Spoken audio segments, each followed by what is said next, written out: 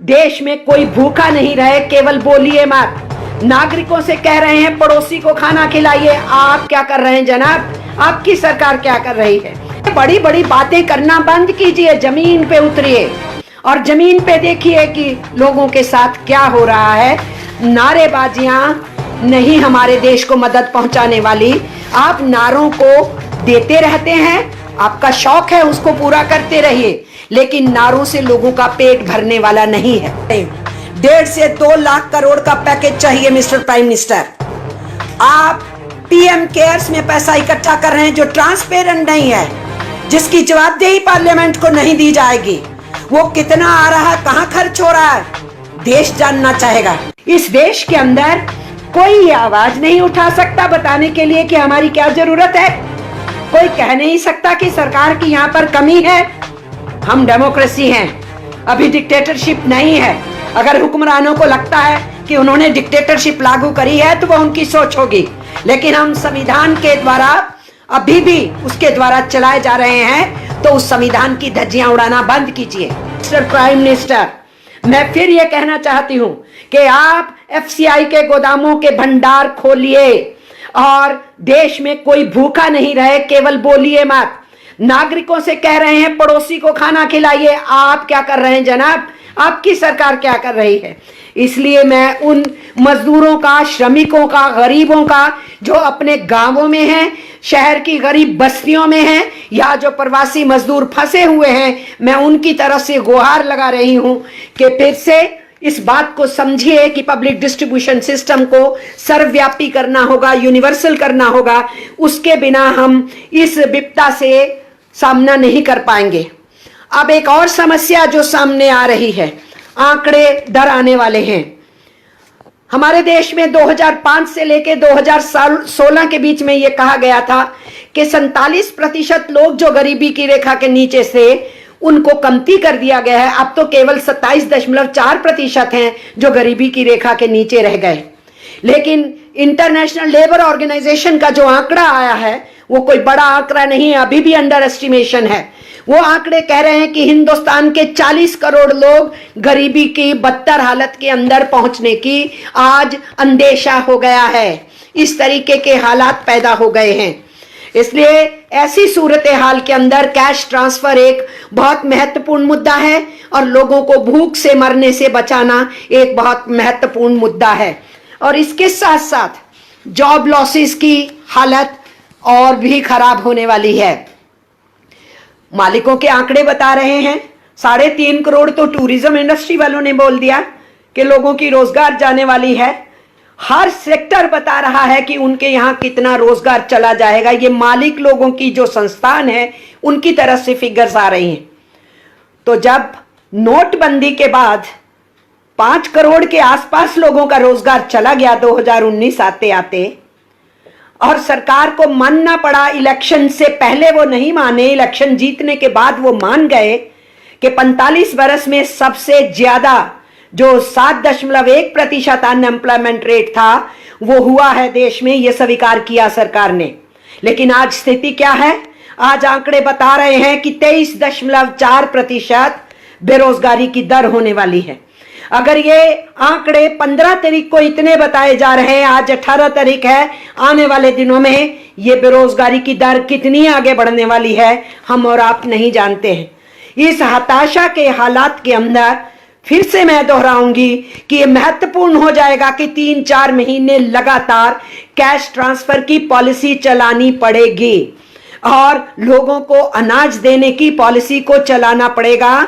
भूख से लोगों को मरने से बचाना पड़ेगा। इस तरफ हमें ध्यान देना चाहिए। इसके साथ साथ मैं कहना चाहती हूं, बहुत सी बातें कही थी 14 तारीख को प्रधानमंत्री ने, और उसके अलावा यह भी कहा था कि अपने बुजुर्गों का ख्याल रखिए। देखिए, अमीर परिवारों में और संभ्रांत परिवारों में, उच्च मध्यम वर्ग में, कुछ हद तक मध्यम वर्ग के अंदर सबको मालूम है अपने बुजुर्गों का ख्याल रखना है। ऐसा नहीं कि गरीब परिवारों को नहीं मालूम है कि अपने बुजुर्गों का ख्याल रखना है। लेकिन मैं सरकार से पूछती हूं, हमारे देश में लगभग 20 करोड़ बुजुर्ग हैं 60+ के। यह मेरा आंकड़ा नहीं है, सरकार का आंकड़ा है। और उनमें से केवल 1/3 हैं जिनको इस देश के अंदर उन बुजुर्गों को पेंशन में कवर किया गया है। कितना देते हैं आप? 200 रुपए महीना देते हैं आप उनको। और 2007 से पिछले 13 साल से इसमें बढ़ोतरी नहीं की गई है, वही का वहीं 200 रुपए पे अटका हुआ है। तो आप क्या कर रहे हैं? जवाब देंगे हमको। और आपने तो इस 20 करोड़ में से 10 करोड़ के करीब जिन्होंने अपने पैसों से बचत योजना में दखल दे करके अपनी सुरक्षा का इंतजाम किया हुआ था, आपने तो उनका भी जो इंटरेस्ट मिलता था उसको कम कर दिया। इसी कोविड-19 के दौर के अंदर कम कर दिया आपने। और उन परिवारों की जो मिडिल इनकम ग्रुप है, जो एफडीज बचा के रखते हैं, उनकी एफडीज के ऊपर आपने इंटरेस्ट रेट कम कर दिया। इसलिए बड़ी बड़ी बातें करना बंद कीजिए, जमीन पे उतरिए और जमीन पे देखिए कि लोगों के साथ क्या हो रहा है। नारेबाजियां नहीं हमारे देश को मदद पहुंचाने वाली। आप नारों को देते रहते हैं, आपका शौक है उसको पूरा करते रहिए, लेकिन नारों से लोगों का पेट भरने वाला नहीं है। अगला जो मैं इशू उठाती रही हूं, मैं फिर उठा रही हूं आज, और वो ये है हमारे फ्रंट रैंक फाइटर्स। केवल मैं मेडिकल प्रोफेशनल्स की बात नहीं कर रही हूं, उसमें हमारे एसेंशियल सर्विसेज को देने वाले कर्मचारी भी हैं, मजदूर भी हैं, जो सेक्टर्स खुले हुए हैं। उसमें पुलिस कर्मी भी हैं जो ड्यूटीज पे तैनात हैं। मैं सबकी बात कर रही हूं, लेकिन मैं सबसे पहले ये कहना चाहती हूं कि हमारे ये जो फ्रंट रैंक फाइटर्स हैं और विशेष करके हेल्थ सेक्टर के अंदर जो हैं, उनके इक्विपमेंट्स का क्या हो रहा है। अभी भी उसमें बहुत गुंजाइश है। आपकी पहली कंसाइनमेंट मुश्किल से 3 दिन पहले आई है। आपके वेंटिलेटर्स की स्थिति आज भी बहुत कमजोर है। इसलिए फ्रंट रैंक फाइटर्स को जो चाहिए था उसकी कमी पूरी नहीं हुई। 15,000 करोड़ के हेल्थ पैकेज ऊंट के मुंह में जीरा की तरह है। हम इतना बड़ा मुल्क है, हमारा जो पब्लिक हेल्थ सिस्टम है उसको अगर हमें दुरुस्त करना है, उसकी जो पूरे इंफ्रास्ट्रक्चर को इंप्रूव करना है, तो मैंने पहले भी कहा था, मैं फिर कह रही हूं, 1.5 से 2 लाख करोड़ का पैकेज चाहिए मिस्टर प्राइम मिनिस्टर। आप पीएम केयर्स में पैसा इकट्ठा कर रहे हैं जो ट्रांसपेरेंट नहीं है, जिसकी जवाबदेही पार्लियामेंट को नहीं दी जाएगी। वो कितना आ रहा है, कहां खर्च हो रहा है, देश जानना चाहेगा। और देश यह भी जानना चाहेगा कि हमारे इन कर्मियों के लिए जो फ्रंट रैंक फाइटर्स हैं या हॉस्पिटल सिस्टम के बाहर के फ्रंट रैंक फाइटर्स हैं, उनके लिए आप क्या इंतजाम कर रहे हैं। लेकिन आप उनका इंतजाम करने की बजाय जिन नर्सिस ने ये मुद्दा पूरे देश के सामने लाया, उनको विक्टिमाइज किया गया कुछ राज्यों के अंदर। ऑल इंडिया मेडिकल इंस्टीट्यूट के डॉक्टर्स ने सवाल खड़ा किया अपनी सारी मेडिकल फ्रेटर्निटी के लिए, पैरामेडिकल्स के लिए भी, नर्सिस के लिए भी, सफाई कर्मचारियों के लिए भी। तो रेजिडेंट वेलफेयर एसोसिएशन जो है, जो डॉक्टर्स की एसोसिएशन है, उनको पूरे देश के सामने आना पड़ा ये कहने के लिए कि प्यूनिटिव एक्शन शुरू हो गया उनके ऊपर। इस देश के अंदर कोई ये आवाज नहीं उठा सकता बताने के लिए कि हमारी क्या जरूरत है। कोई कह नहीं सकता कि सरकार की यहां पर कमी है। हम डेमोक्रेसी हैं, अभी डिक्टेटरशिप नहीं है। अगर हुक्मरानों को लगता है कि उन्होंने डिक्टेटरशिप लागू करी है तो वह उनकी सोच होगी, लेकिन हम संविधान के द्वारा अभी भी उसके द्वारा चलाए जा रहे हैं। तो उस संविधान की धज्जियां उड़ाना बंद कीजिए। और इतना ही नहीं, कुछ जगह पे आशा वर्कर्स के ऊपर एक्शन लिया गया और उनको डराया गया, धमकाया गया। जिन आशा वर्कर्स ने हमको अप्रोच किया कि हमारे ऊपर बहुत विपदा है, हमें इक्विपमेंट्स नहीं मिल रहा है, हमें मास्क नहीं मिलती है, हमें जबरदस्ती बिना मास्क के काम के लिए भेजा जा रहा है, तो जब हमने कहा आप हमें लिखित दीजिए हम पहुंचाएं, तो उन्होंने कहा नहीं, हमें कल से काम पे निकाल देंगे। हमें कह दिया गया है शिकायत करोगे तो खामियाजा भुगत लेना। और अभी क्या न्यूज चल रही है 2 दिन से कि हिंदू राव हॉस्पिटल के डॉक्टर ने जो कुछ दिन पहले वहां के डॉक्टर्स और नर्सिस की, पैरामेडिकल स्टाफ की ये व्यथा जाहिर की थी कि हमें इक्विपमेंट्स नहीं मिल रहे हैं, जल्दी जुटाइए। उसी डॉक्टर को किसी एनजीओ ने अप्रोच किया और कहा कि हम इक्विपमेंट्स देना चाहते हैं, मास्क देना चाहते हैं। उस डॉक्टर को कांटेक्ट किया गया, पीयूष को, डॉक्टर पीयूष को, और उस एनजीओ ने वो चीजें प्रोवाइड की। वो पहले से शिकायत कर रहा था कि ये होनी चाहिए। उसने कौन सा गुनाह किया? वो अपने घर नहीं ले गया, वो जनता में बांटने के लिए नहीं गया, वो उनको बेचने के लिए नहीं गया। उसने अपने ही हॉस्पिटल के स्टाफ को, जिनको उन मास्क की जरूरत थी, उसमें बांटा।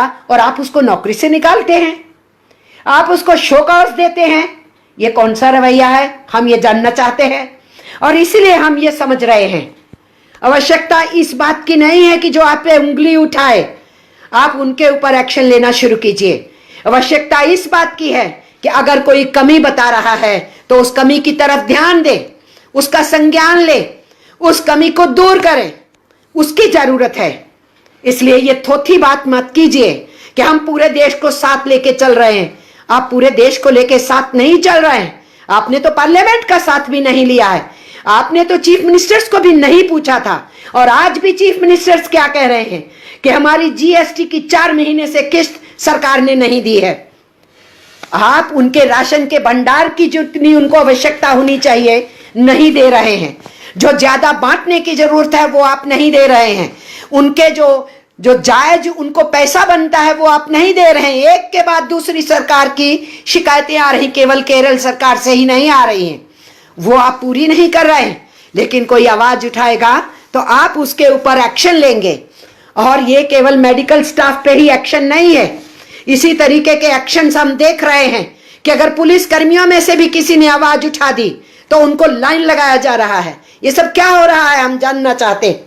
इसलिए मिस्टर प्राइम मिनिस्टर, लोगों के सामने आइए, उनकी दिक्कतों को सुनिए और इलेक्टेड लेजिस्लेचर्स को सुनिए, सोशल ऑर्गेनाइजेशंस को सुनिए, राजनीतिक पार्टियों को सुनिए, ट्रेड यूनियन और किसान ऑर्गेनाइजेशंस को सुनिए, महिला आंदोलनों, विद्यार्थियों, नौजवानों को सुनिए।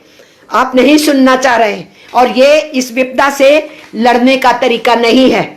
इसलिए इस विपदा से लड़ना है तो टेस्टिंग पे भी थोड़ा ध्यान दीजिए, हॉस्पिटल सिस्टम को इंप्रूव कीजिए, सेफ्टी इक्विपमेंट्स दीजिए और प्यूनिटिव होने का, सजाएं देने का इस मौके के ऊपर अंकुश लगाइए। इस बात पे, इस पे रोकिए।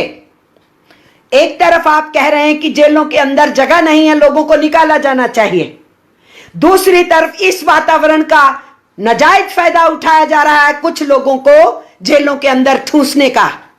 यह मानवाधिकार के हनन का प्रश्न है। इस टाइम पे जब आप पेंडेमिक का मुकाबला कर रहे हैं, जिसका मुकाबला मिलकर के पूरी सोसाइटी ने, हिंदुस्तान में ही नहीं करना, पूरी दुनिया ने करना है, लेकिन आपका रवैया ठीक नहीं है। इसलिए मैं आखिर में फिर से उस मुद्दे को उठाना चाहती हूं कि जो इस देश के अंदर अपनी असफलताओं को ढांकने के लिए आपकी सत्ता के आईटी सेल के लोग, आपके इलेक्टेड रिप्रेजेंटेटिव्स, आपके ट्रोलर्स जो बार बार पूरे समाज के अंदर दिशा विहीनता का काम करना चाहते हैं, जो पूरे देश के अंदर एक नफरत का वातावरण बनाना चाहते हैं, इस समय में भी हिंदू मुस्लिम की बात उठाना चाहते हैं, मैं उस बात को फिर से उठा रही हूं क्योंकि यह बहुत बड़ा नुकसान हो रहा है। हमारे श्रमिकों पे हमले शुरू हो गए, कोई रेहड़ी पटरी वाले के ऊपर हमला करेगा, बगल में आप लगा सकते हैं रेहड़ी पटरी, आधार कार्ड दिखाइए, आप हिंदू हैं आप लगा के रखिए, आप आधार कार्ड दिखाइए, अच्छा आप मुस्लिम हैं आप नहीं लगा सकते। शर्म की बात तो यह है कि कुछ वीडियो देखे गए कि पुलिसकर्मी भी ऐसा करते पाए गए कहीं कहीं। मैं सारी पुलिस को दोष नहीं दे रही, लेकिन ये कम्युनलाइजेशन की प्रोसेस कहां तक पहुंचाई जा रही है कि आप दुकान नहीं लगाने देंगे, आप रेहड़ी पटरी नहीं लगाने देंगे। ये भेदभाव हमारे वर्कर्स के बीच में खड़ा करके आज आप मुस्लिम्स के बीच में ये वातावरण पैदा करना चाहते हैं कि वो आर्थिक तौर के ऊपर अपनी इकोनॉमिक एक्टिविटीज भी नहीं कर सकते हैं, कमाई भी नहीं कर सकते हैं, मेहनत करके अपने घर के लोगों को खाना भी नहीं खिला सकते हैं। अब श्रमिकों के ऊपर भी हमले शुरू हो गए। वो इस रूप से तो हो ही रहे हैं। इस वातावरण को इतना गंदला करने का पूरा मीडिया का जो एक हिस्सा है, जो प्रधानमंत्री और उनकी सरकार की नीतियों को छुपाने में लगा रहता है और उनकी हर गलती को छुपाने के लिए कोई नया रास्ता ढूंढता रहता है, इसलिए सत्ताधारियों की उन गलत नीतियों को छुपाने का जो रास्ता निकाला जाता है उसमें डुगडुगी बजाने लगता है। उस मीडिया ने कोई कसर नहीं छोड़ी तबलीगी के इस मामले को इस्तेमाल करने की। बांद्रा के अंदर मजदूर इकट्ठा होते हैं तो आपको रेलवे स्टेशन की बगल में एक मस्जिद नजर आती है, तो आप ये चलाना शुरू कर देते हैं कि लोग मस्जिद से निकल के आए। और उसी दिन 14 तारीख को सूरत में मजदूर निकल के आते हैं रेलवे स्टेशन के ऊपर, और वो देखा जा रहा है कि उनके पीछे एक मंदिर है, वो भी रेलवे स्टेशन के पास के मंदिर के नजदीक रेलवे स्टेशन के बाहर खड़े हैं। तो आपका मीडिया ये नहीं चलाता कि मंदिर से चले आ गए, ये सड़क के ऊपर डिस्टेंसिंग, फिजिकल डिस्टेंसिंग को तोड़ने के लिए आ गए। ये कवरेज का तरीका है जो हमारे देश के अंदर चलाया जा रहा है। इसलिए हम फिर से दोहराना चाहते हैं इस बात को कि इस तरीके की ट्रोलिंग करने वाले, नफरत फैलाने वालों के ऊपर मिस्टर प्राइम मिनिस्टर अंकुश लगाइए। पूरे देश को इस महामारी से मिलकर के लड़ाई लड़नी है और इसलिए चुनावी मोड से बाहर निकलिए, अपनी पार्टी को इस मोड से बाहर निकालिए। इस खबर को अभी लाइक करें, शेयर करें और ऑनलाइन न्यूज इंडिया की सभी खबरें अपने मोबाइल फोन पर सबसे पहले देखने के लिए अभी चैनल को सब्सक्राइब करें और घंटी जरूर दबाएं।